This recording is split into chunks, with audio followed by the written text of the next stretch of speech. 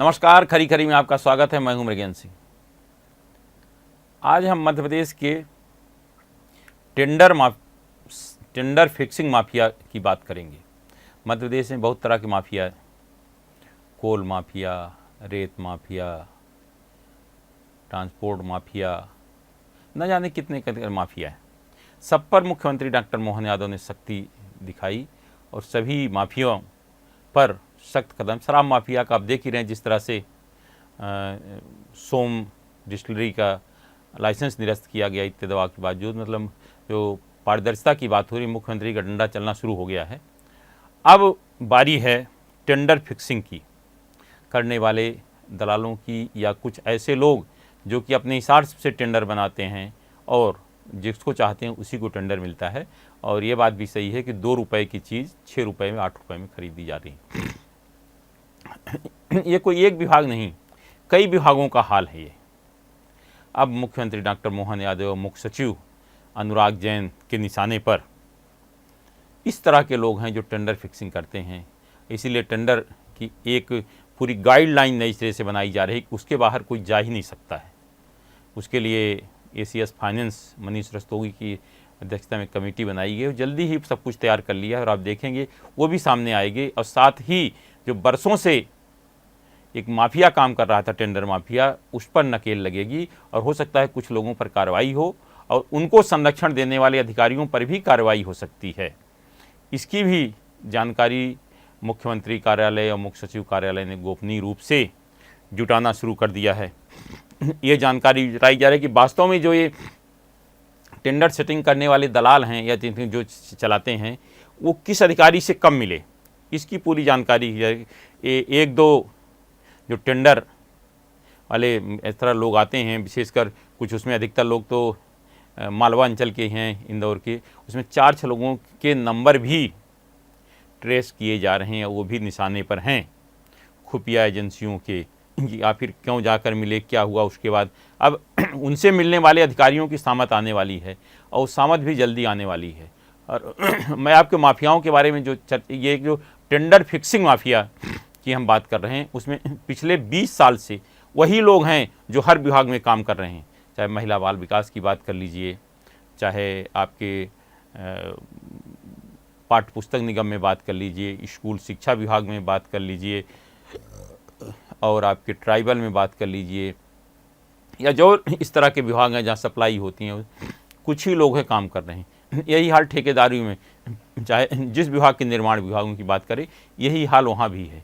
मतलब ये सब जगह ये चल रहा। लेकिन टेंडर फिक्सिंग की जो आपके जो ई टेंडरिंग में जो गड़बड़ियाँ होती थी, वो तो PHI में जब से मनीष रस्तोगी ने पकड़ा तो उसके बाद से वहाँ काफ़ी रोक लग गई। इस तरह के जो ई टेंडर में छेड़छाड़ होती थी वो बंद हो गई।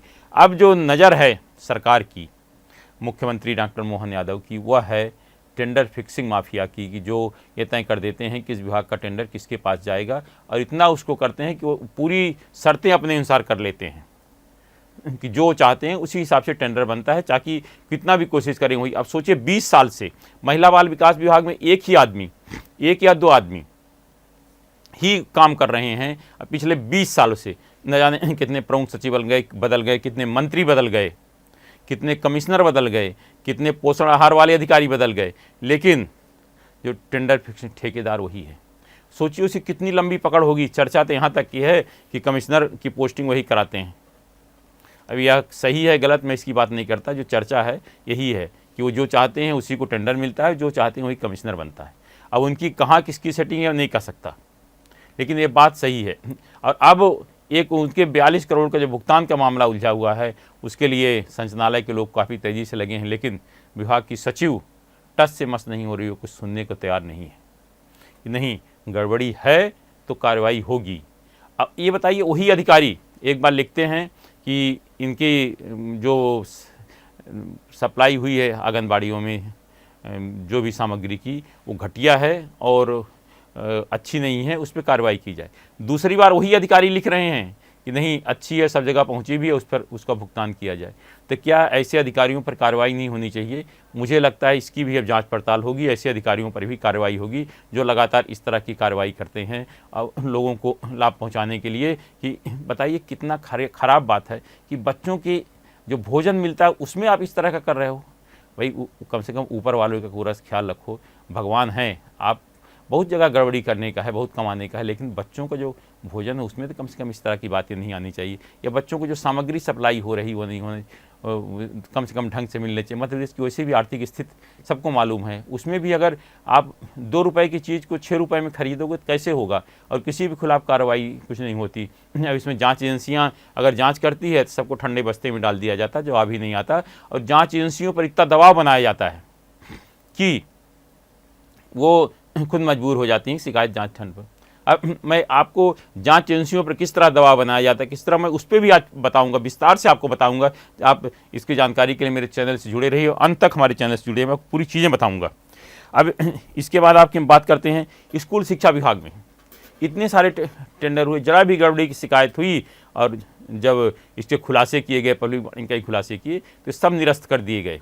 अभी बीच में कुछ लोगों ने मिलकर फिर टेंडर की कोशिश की कि टेंडर में गड़बड़ी कराई कि अपने लोग, मतलब वही लोग हैं जिनके कारण टेंडर लिया, उन्हीं लोगों ने फिर कोशिश की कि टेंडर जारी, और एमडी बताया जाता तैयारी भी कर ली थी। जैसे ये भनक लगी मुख्यमंत्री मुख्य सचिव को तो उन्होंने पाठ्य पुस्तक निगम की एमडी को बदल दिया। अब नए एमडी पूरा करेंगे, अब बाकी का क्या होगा भगवान जाने, जो भी उन लोगों ने सेटिंग की होगी। अब इसके बाद जो इस समय जिस टेंडर की सबसे ज़्यादा चर्चा है वह है आदिम जाति कल्याण विभाग का टेंडर, जिसमें आपके इंटरएक्टिव पैनल को से लेकर कंप्यूटर खरीदी तक है, जिसमें एक सही गलत क्या है, क्योंकि अभी उसका सार्वजनिक रूप से कुछ नहीं हो रहा।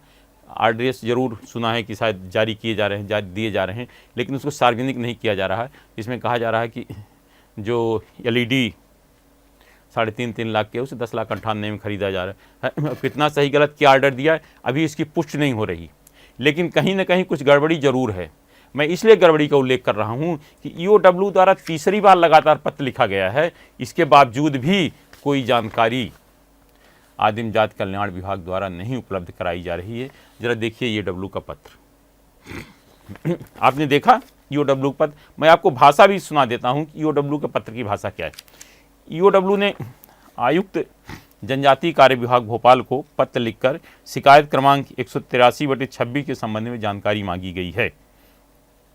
शिकायत में पत्र में कहा गया है कि आर्थिक अपराध प्रकोष्ठ इकाई भोपाल में जनजातीय कार्य विभाग भोपाल द्वारा स्मार्ट क्लास फैसिलिटी हेतु दिनांक 10/2/26 को जारी टेंडर क्रमांक संदीपनी 2025-26 2878 में मध्य प्रदेश भंडार क्रय नियम एवं सेवा खरीद नियमों का उल्लंघन कर मनचाही फर्म को टेंडर दिलाने हेतु नियमों में अवैधानिक बदलाव कर भ्रष्टाचार करने के आरोप पर शिकायत क्रमांक 183/26 पंजीबद्ध की गई है।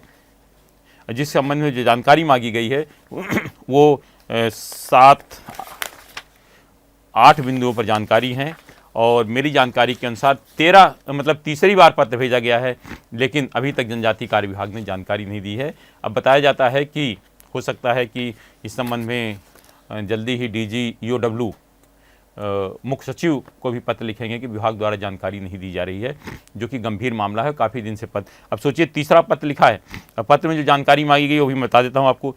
टेंडर के संबंध में छाया प्रति मांगी गई उस टेंडर की जो 10/26 को जारी किया गया। उक्त टेंडर में आयोजित की गई प्री बिड में कितनी कंपनियों ने भागीदारी की, निविदा कार्यकर्ताओं द्वारा प्री बिड मीटिंग में प्रदान किए गए सुझावों की जानकारी। मध्य प्रदेश भंडार कर नियम के अनुसार टेंडर में ईएमडी के निर्धारण की क्या शर्तें थी, नियम अनुसार किन उद्योगों पंजीकृत इकाइयों उपक्रम को छूट प्रदान की जाती है, टेंडर में ईएमडी हेतु क्या शर्त निर्धारित की गई है।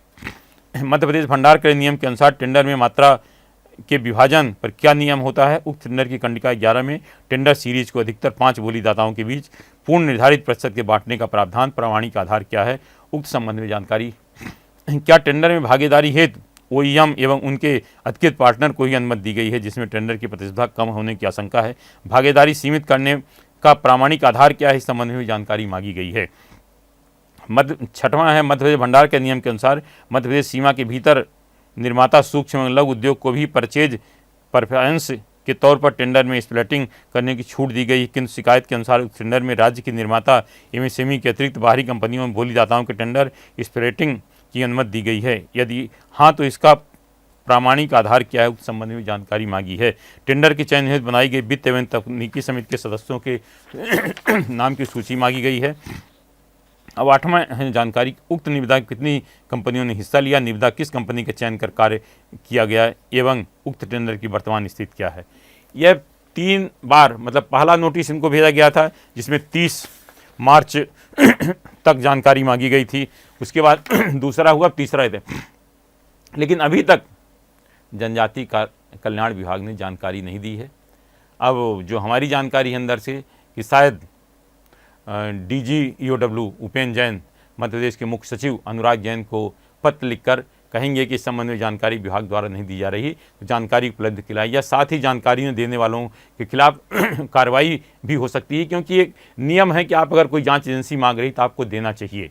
अब आखिर क्यों नहीं दिया जा रहा ये तो फिर अधिकारी बता सकते हैं, क्या सही है गलत हो तो जांच के बाद ही पता चलेगा। लेकिन मैं आपको बता दूं कि अब मुख्यमंत्री के निशाने पर इस तरह के टेंडर फिक्सिंग करने वाले लोग हैं जिन्होंने 20 साल से मध्य प्रदेश में अपनी मर्जी की सरकार चलाई, अधिकारी कोई भी रहा हो, जिसको चाहा उसी को विभाग का टेंडर मिला है।